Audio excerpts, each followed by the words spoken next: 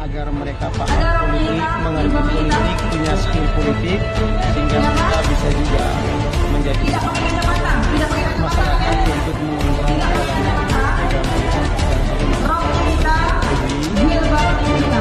karena masyarakat tidak ada yang berani, tidak ada yang berani, dan tidak ada yang menyampaikan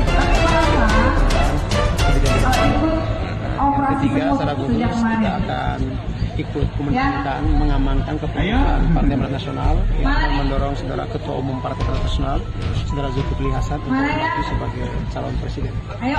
Sehingga nanti kita akan bekerja keras untuk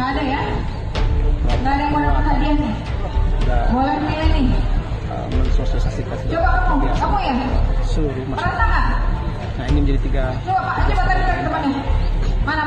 mana yang pakai rok hitam, jilbab hitam. Luasan jaringan Saya mau lihat foto selfie-nya kemarin. yang masif sampai Sama-sama tinggal foto bawah, selfie. kaderisasi.